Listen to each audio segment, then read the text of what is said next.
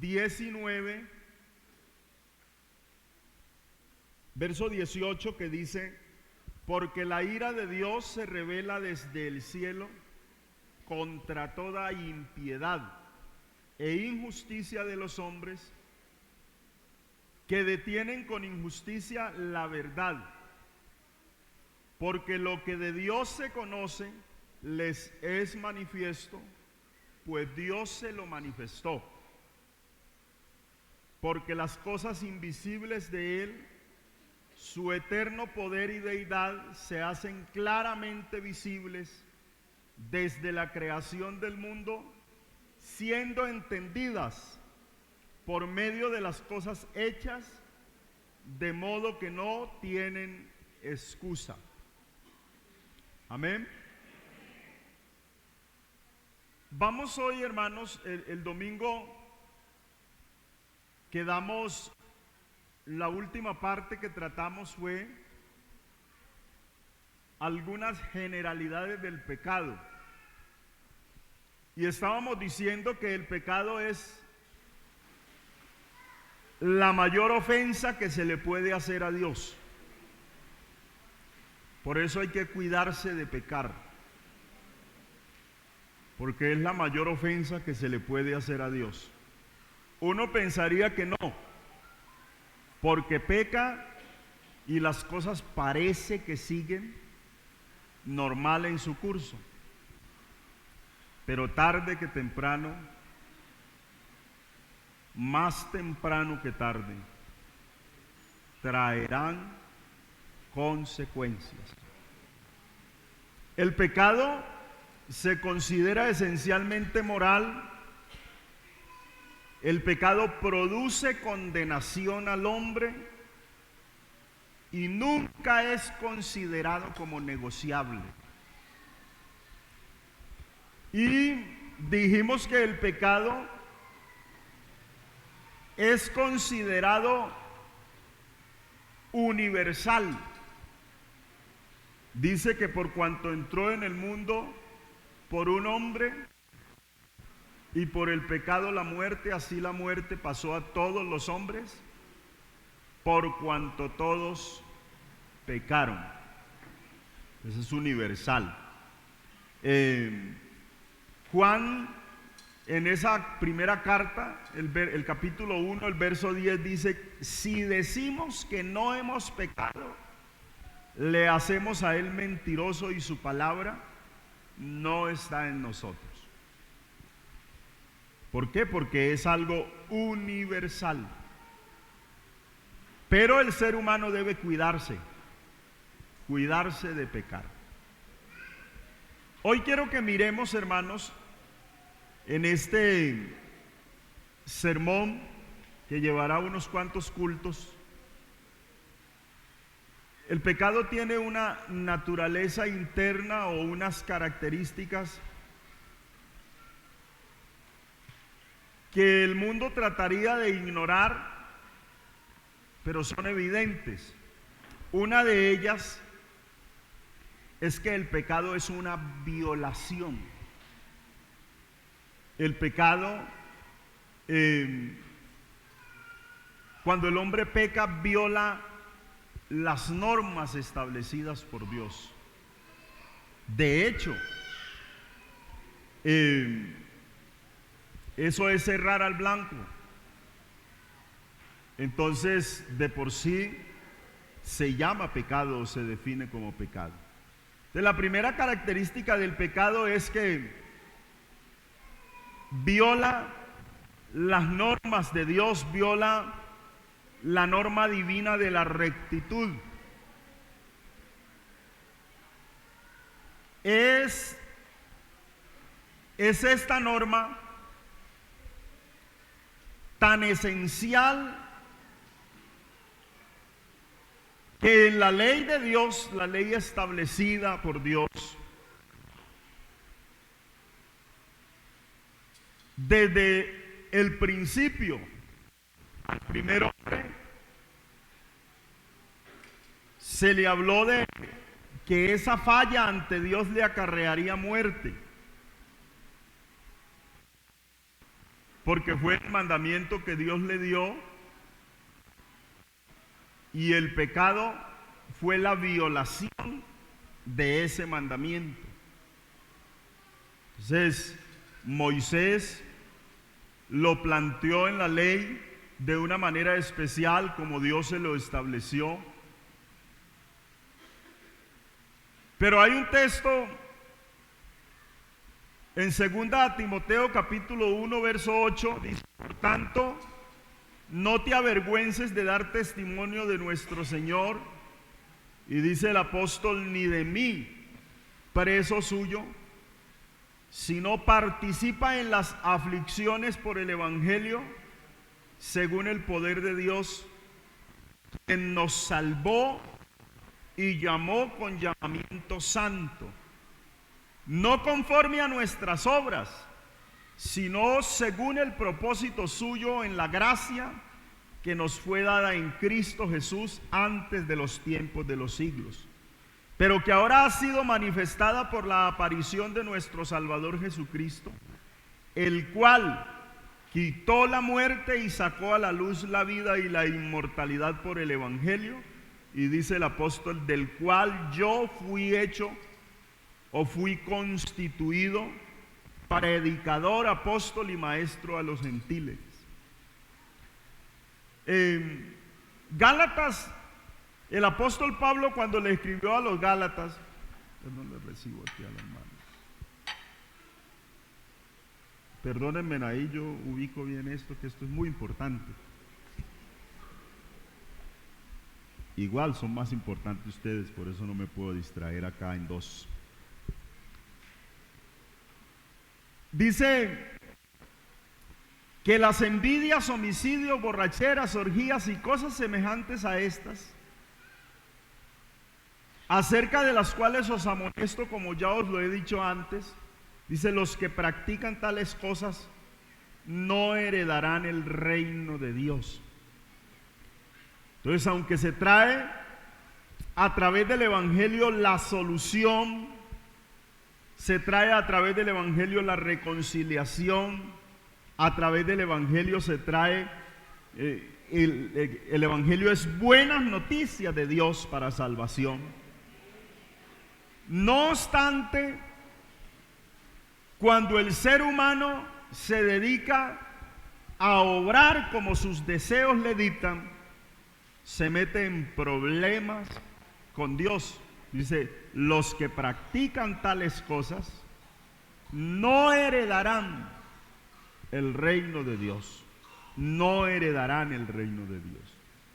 Entonces, aún existen elementos de juicio para los que nunca han escuchado la ley ni los mandamientos, porque uno pensaría que es solo para el que escuchó la ley o para el que escuchó el Evangelio. Pero los textos que acabamos de leer nos plantearían algo muy distinto, porque nos dice es que el hombre no tiene excusa, porque a través de todo lo hecho se manifiesta que hay una ley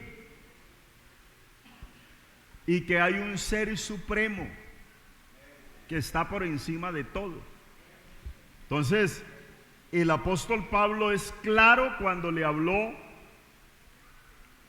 a estos hermanos del poder del Evangelio,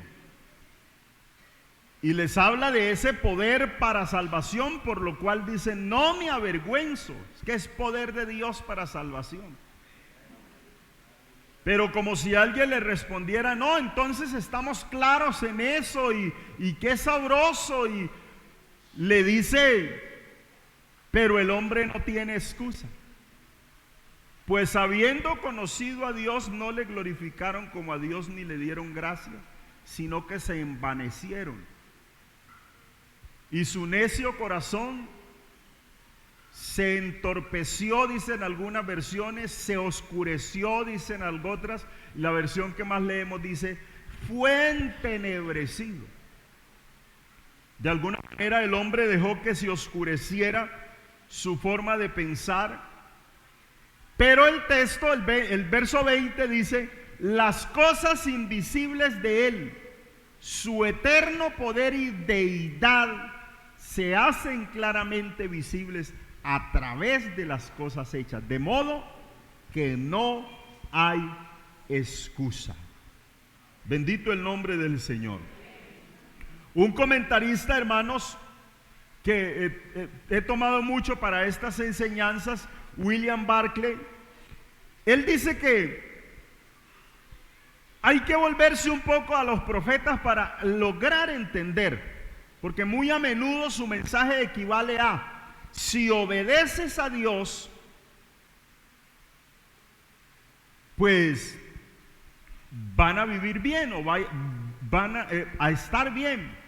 Pero si desobedeces a Dios, su ira acarreará ruina y desastre.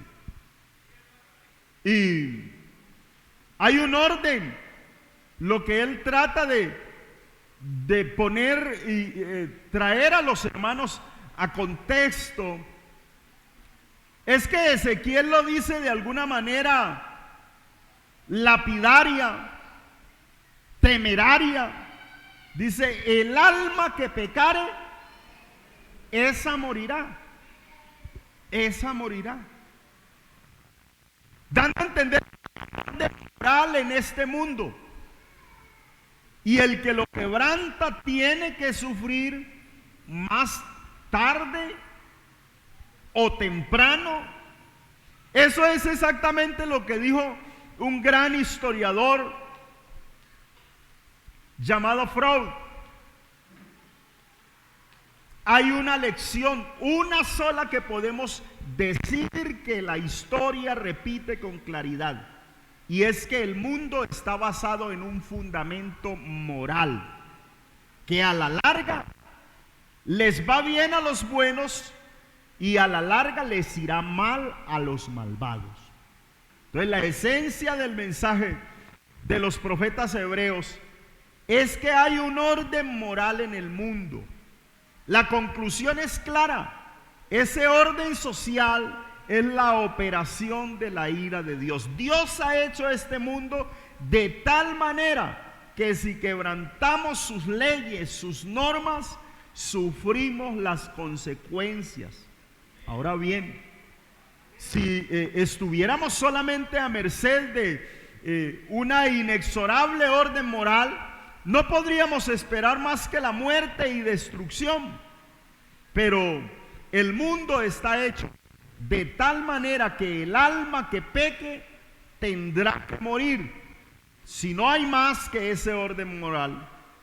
Pero en ese dilema de la humanidad llegó Cristo, y es lo que Pablo le dice a Timoteo: sacó a la luz la vida y la inmortalidad por el evangelio. Porque el hombre manejaba solamente una sentencia, no había quien hiciera los méritos. Pues a mí me gusta mucho una canción, siempre les recuerdo: por los méritos de Cristo solamente mis pecados son clavados en la cruz, siendo ahora perdonado libremente, ya no hay duda más, yo ando en plena luz. Entonces uno canta: salvo soy de seguro, aleluya, y nos elevamos cantando esa canción, porque nos dice una gran verdad: solo los méritos de Cristo. Amén. Por esos méritos tenemos salvación. Pero entonces Pablo continúa insistiendo: el hombre no puede alegar ignorancia de Dios. Puede ver cómo es por su obra. A Dios lo conocemos por su obra. El gran tropezadero que tiene la ciencia es que no pudo un mundo tan inteligente, tan bonito, haberse hecho de una explosión. Tiene que haber a la cabeza una mente, decimos nosotros, muy brillante para ordenar todo como lo está. Pero claro, el hombre ha sido mal administrador porque hemos sido malos administradores. Pero se puede conocer bastante a una persona por lo que ha hecho, e igualmente a Dios por su creación.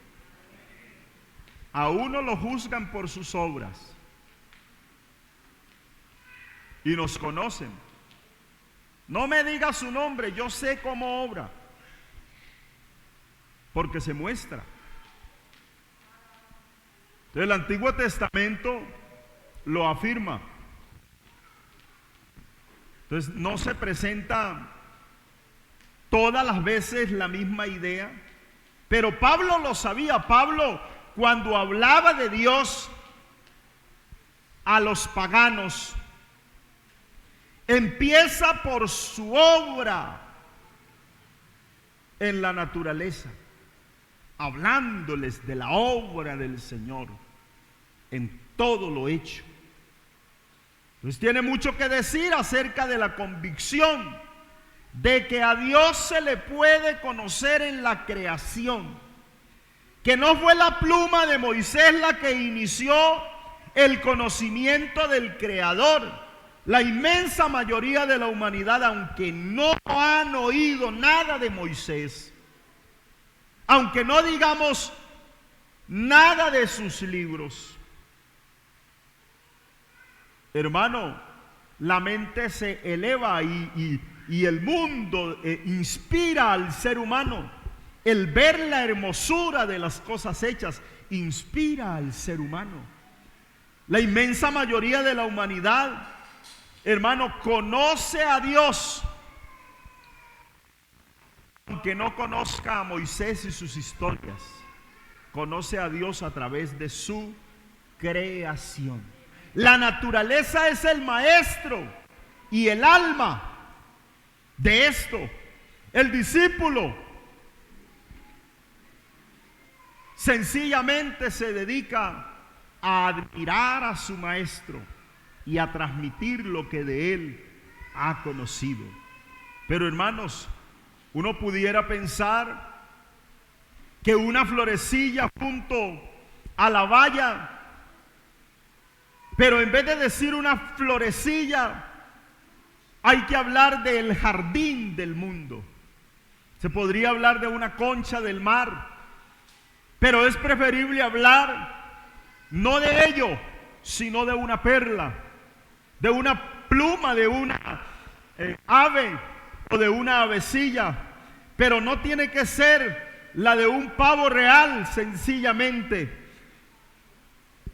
Lo que tendríamos que decir es que la perfección de lo hecho sencillamente habla de el que lo hizo. Si te ofrezco una rosa, entonces no te burlarías de su creador, sencillamente te dedicarías a admirarla. Cuando hablamos del hombre, y el escritor pregunta, ¿qué es el hombre para que tengas de él memoria? Y el Hijo del Hombre para que lo visites. Cuando hablamos del hombre, de toda su composición, de lo que es el hombre, tenemos que pensar que detrás está la perfección de un ser todopoderoso que no solo da forma, sino que da vida. Bendito el nombre del Señor Jesús. Entonces la creación nos permite conocer al Creador. Y Pablo maneja ese argumento acerca del pecado y dice, no hay excusa. No, es que como no conozco a Dios, entonces por eso no actúo de la forma que los evangélicos actúan. Pero se necesita mirar a su alrededor para saber que hay un ser todo poderoso. Todopoderoso. Entonces, si quebrantamos las leyes de la agricultura, como nos ha pasado, no habrá las grandes cosechas. Nuestro mundo abusó de los químicos y nuestra tierra ya no produce como producía antes, o por lo menos con la misma calidad, porque se quebrantaron leyes. Bendito el nombre del Señor. Y uno pudiera decir que en la tierra son irrecuperables, en la agricultura son irrecuperables. Bendito el nombre del Señor. Pero todo en sí tiene sus leyes. Si se quebranta la ley de la arquitectura, el edificio se derrumba. Si quebrantamos las normas de la salud, como nos sucede diariamente, se presentan graves enfermedades. Entonces Pablo lo que estaba diciendo y observando en el mundo es el ver cómo el ser humano se dedica a ofender a Dios, y nos está fijando entonces cómo el mundo se dedica a contrariar a Dios, y Pablo avanza a otro paso preguntando ¿qué hace el pecador? En lugar de mirar a Dios, porque si usted lee las últimas partes de ese capítulo 1, hay un texto que habla de todo el desorden que ha creado el hombre alrededor suyo, y dice: llevando en sí la paga por su propio extravío. Así que tarde que temprano el hombre recibe consecuencias por el pecado. Yo escuché un sermón hace muchos años, aquí creo que muchos lo escucharon, que hablaba de las cicatrices del pecado, porque el pecado deja cicatrices. En algunos son imborrables, como para que se acuerde que el pecado no es bueno. Bendito el nombre del Señor Jesús. El hombre se hace dueño de sí mismo. El hombre se hace dueño de su voluntad. El hombre tiende a especular y a especular. La necedad del pecador consiste en hacerse dueño de sus propias opiniones, de su especulación. El pecador, hermano, se hace dueño y señor de las cosas. Basa su principio en sus propias opiniones en lugar de las leyes de Dios. Vive en un universo del que Él es el centro. En lugar del universo del que el centro es Dios, el hombre crea como su propio universo, y por no mirar a Dios, tarde que temprano cae en su propia trampa. Es el resultado. El hombre se endiosó. La idolatría habla de eso. La idolatría habla de eso. La idolatría, sencillamente leía un comentario que me pareció apropiado.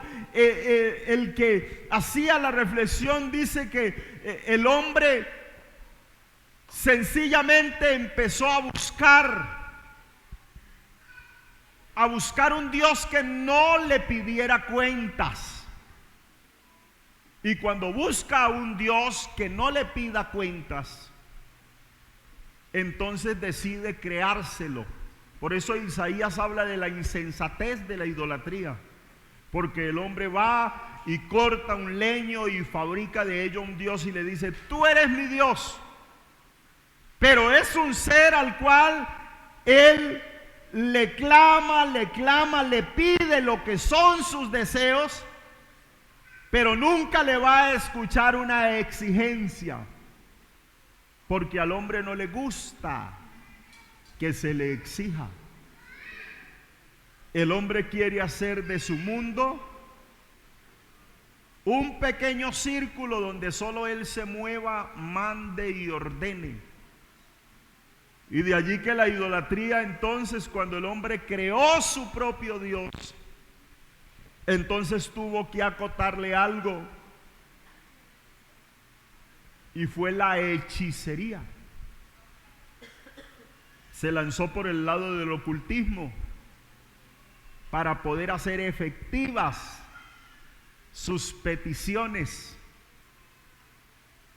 todo por no rendirle cuentas a uno que es evidente. La naturaleza lo muestra. No es necesario que grite y que diga: yo soy Dios. Levántese en la mañana y dése cuenta cómo el astro mayor empieza a subir. Usted no lo ha pedido, pero el que lo creó le dio una orden.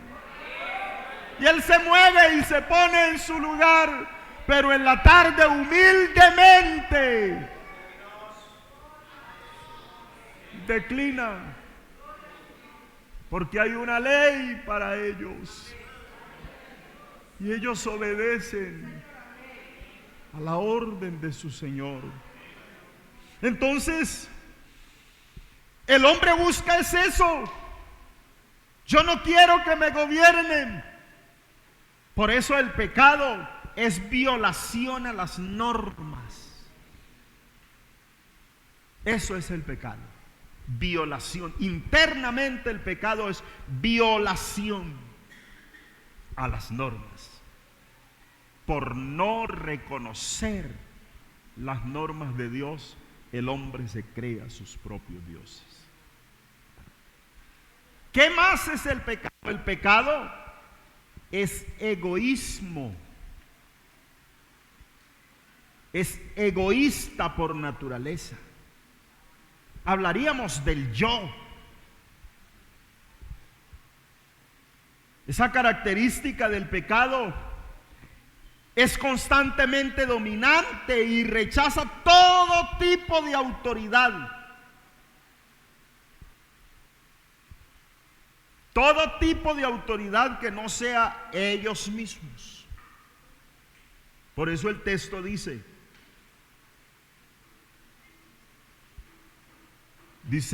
ávaros, soberbios, vanagloriosos, amadores de sí mismos. Ese que sería el carácter de los hombres de los últimos tiempos. Entonces, cada uno de nosotros,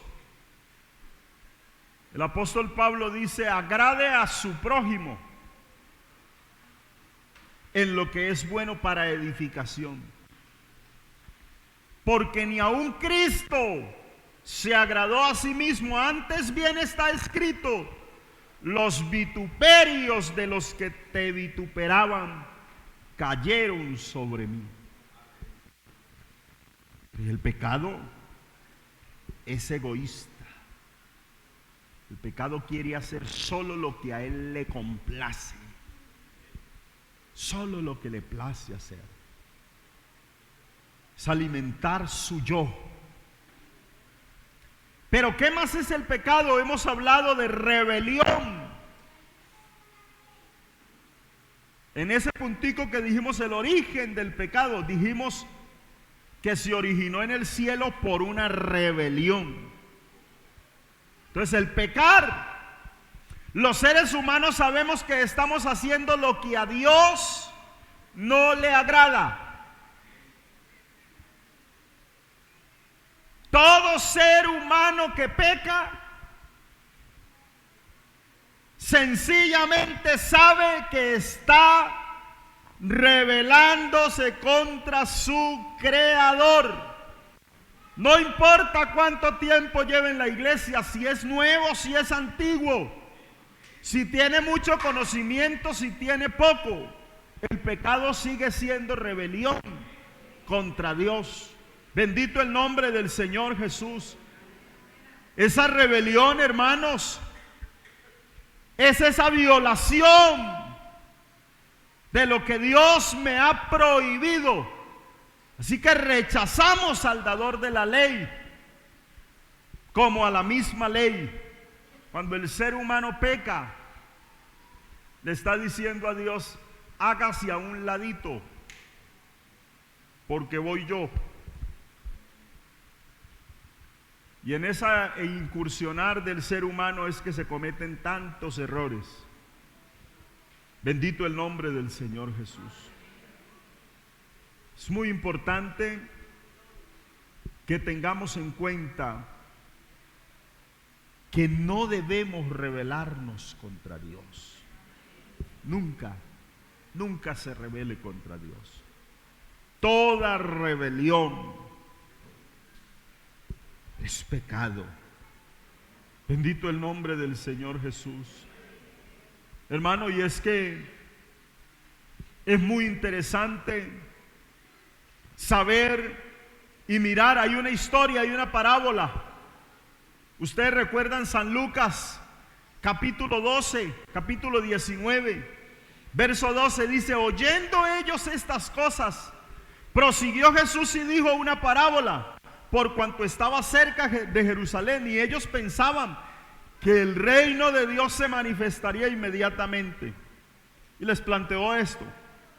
Dijo pues: un hombre noble se fue a un país lejano para recibir un reino y volver. Y llamando a 10 siervos suyos les dio, ¿qué les dio? 10 minas. Y les dijo: negociad entre tanto que venga. Pero sus conciudadanos le aborrecían y enviaron tras él una embajada diciendo: no queremos que éste reine sobre nosotros. Aconteció que vuelto él, después de recibir el reino, mandó llamar ante él a aquellos siervos a los cuales había dado el dinero, para saber lo que habían negociado cada uno. Vino el primero diciendo: Señor, tu mina ha ganado 10 minas. Él le dijo: está bien, buen siervo, por cuanto en lo poco has sido fiel, tendrás autoridad sobre 10 ciudades. Vino el otro diciendo: Señor, tu mina ha producido 5 minas. Y también a este dijo: tú también sé sobre 5 ciudades. Vino otro diciendo: Señor, aquí está tu mina, la cual he tenido guardada en un pañuelo, porque tuve miedo de ti, por cuanto eres hombre severo, que no tomas lo que no pusiste.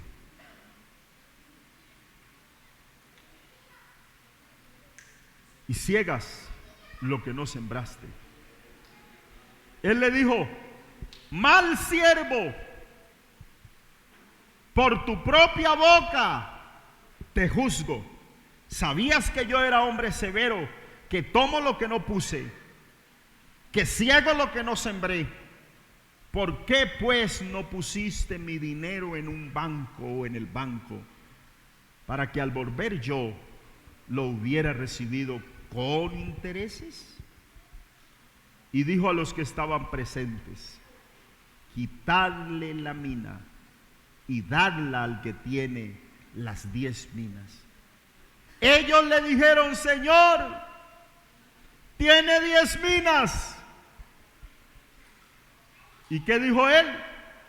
Yo os digo que a todo aquel que tiene se le dará, mas al que no tiene, aún lo que tiene se le quitará. Y también aquellos mis enemigos que no querían que yo reinase sobre ellos, traedlos acá y decapitadlos delante de mí. Y otros textos, hermanos, demuestran la actitud rebelde de no glorificar a Dios. Porque la intención del hombre es hacer lo que sus pensamientos le dictan. es transgredir las leyes, es violar lo establecido. El maligno es engañador y es el que pone al ser humano en toda esta forma de andar, en toda esta forma de transitar, en toda esta forma de rebelarse contra Dios. Pero el hombre tiene el ego muy alto, porque no toma en cuenta que lo establecido es por Dios y no por los hombres. Hermano, y yo creo que nosotros debemos aprender a ser fieles a Dios, aun cuando pensáramos que es injusto, porque en ocasiones pensamos que algo que Dios dijo es injusto. Y yo recuerdo que Job lo que dijo: aunque Él me matare,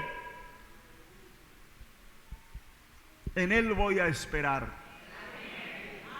Porque tenía un corazón con confianza en su Creador,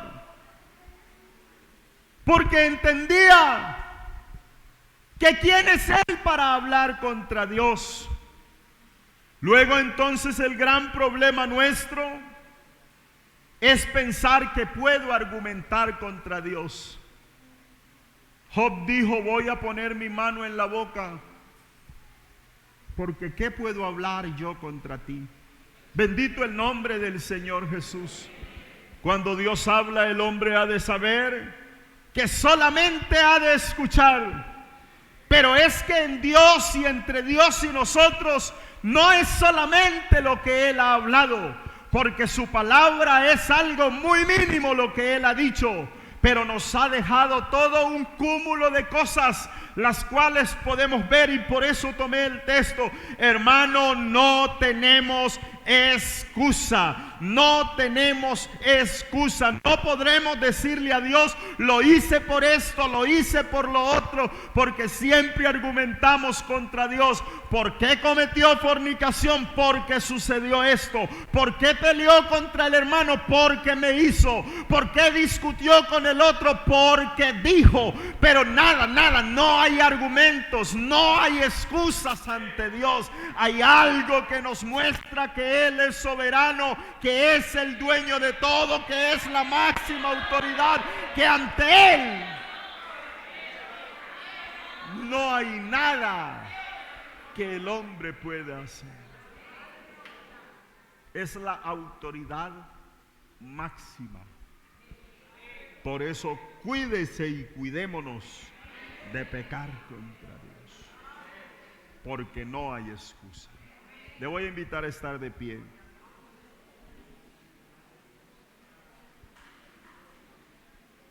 Yo no sé cuántas excusas tengamos esta noche,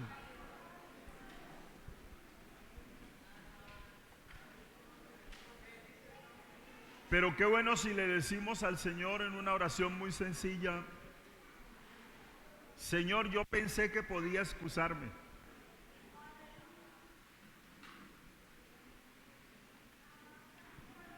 y le podemos decir: Señor, perdóname, porque no había entendido que ante ti no hay excusas. Porque es posible que ante papá valga una excusa, ante mamá también, ante tu patrón valga una excusa. Te excusas ante el pastor, también vale. Pero hay uno que conoce el corazón y dice: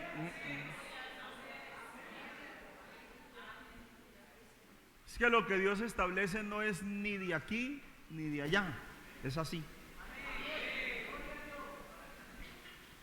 Que Dios nos ayude, porque no hay excusas ante Él. Le voy a invitar a levantar su mano al cielo y a decirle: Señor, ayúdanos a actuar entendiendo que no hay excusas ante ti. Bendito el nombre del Señor Jesús. Que aunque el pecado sea egoísta y trate de enseñarme y demostrarme que debe relucir el yo, entiendo que tú eres soberano y no quiero violar tus normas, porque tarde que temprano traerá consecuencias sobre mí. Ayúdame, Dios mío, a mantenerme pensando que tú tienes siempre la razón, que tienes el control de todas las cosas, aunque yo pensara de una manera brillante. Tú tienes el control. Tú sabes todas las cosas. Ayúdame a obrar como quieres que yo obre y actúe en el nombre de Jesús. Aleluya.